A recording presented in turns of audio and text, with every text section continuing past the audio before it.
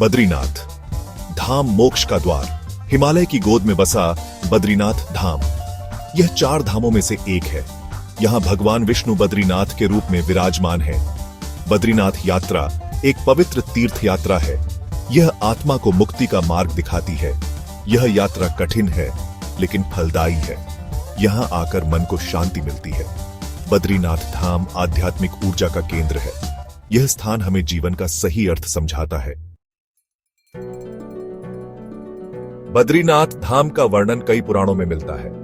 स्कंद पुराण में इसे मोक्ष पुरुषोत्तम क्षेत्र कहा गया है। कहा जाता है कि यहां भगवान विष्णु ने तपस्या की थी। नारद पुराण के अनुसार बद्रीनाथ धाम में स्नान करने से सभी पाप धुल जाते हैं। भगवान शिव ने बद्रीनाथ को अपना निवास स्थान चुना था, लेकिन भगवान विष्णु ने शिव जी को यहां से बद्रीवन भेज दिया। तब से यह स्थान विष्णु जी को समर्पित है।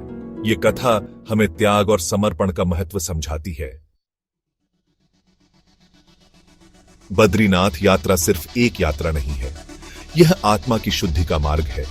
यह हमें सांसारिक मोहमाया से दूर ले जाती है, प्रकृति के करीब लाती है। यह यात्रा हमें धैर्य और साहस का पाठ पढ़ाती है।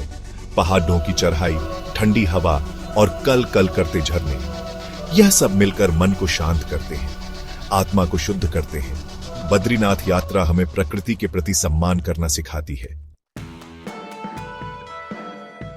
बद्रीनाथ यात्रा तप और त्याग का प्रतीक है।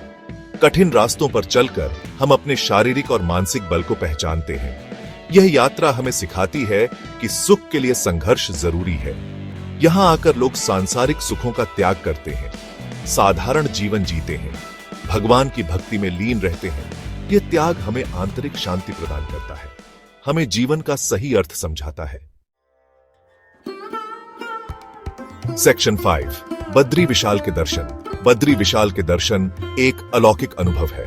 मंदिर में भगवान विष्णु शालिग्राम शिला के रूप में विराजमान है। उनका ध्यान मग्न रूप मन को मोह लेता है। मंदिर में घंटियों की आवाज, भक्तों का भजन कीर्तन एक दिव्य वातावरण बनाता है। यहां आकर मन को शांति मिलती है, लगता है जैसे स्वर्ग में आ गए हों। सेक्शन 6 दिव्य अनुष्ठान और साधना। बद्रीनाथ धाम में कई धार्मिक अनुष्ठान होते हैं। सुबह जल्दी मंदिर के कपाट खुलते हैं, भगवान का अभिषेक किया जाता है, भक्त भजन कीर्तन करते हैं। यहां ध्यान और योग के लिए भी आदर्श वातावरण है। प्रकृति की गोद में बैठकर ध्यान लगाने से मन शांत होता है, एकाग्रता बढ़ती है। बद्रीनाथ धाम में साधना करने से सिद्धि प्राप्त होती है। सेक्शन 7 आंतरिक शांति की प्राप्ति। बद्रीनाथ यात्रा हमें आंतरिक शांति प्रदान करती है।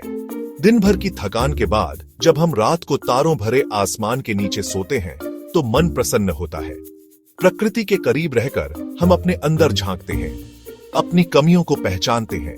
यह यात्रा हमें सिखाती है कि असली सुख सांसारिक चीजों में नहीं बल्कि आंतरिक शांति में है। सेक्शन 8 आध्यात्मिक जागृति का अनुभव। बद्रीनाथ यात्रा आध्यात्मिक जागृति का अनुभव कराती है। यहां आकर हमें एहसास होता है कि हमारी सबसे बड़ी पूंजी हमारी आत्मा है। यह यात्रा हमें जीवन का सही उद्देश्य समझाती है, हमें सिखाती है कि हमें अपना जीवन दूसरों की सेवा में लगाना चाहिए, प्रेम और करुणा का भाव रखना चाहिए। सेक्शन 9 परमात्मा से मिलन। बद्रीनाथ यात्रा का अंतिम लक्ष्य परमात्मा से मिलन है। यह यात्रा हमें सिखाती है कि हमारी आत्मा भी परमात्मा का ही अंश है। जब हम सांसारिक मोह माया से मुक्त हो जाते हैं तो हमें परमात्मा का एहसास होता है। बद्रीनाथ धाम हमें इसी मिलन का मार्ग दिखाता है, हमें जीवन का सही अर्थ समझाता है।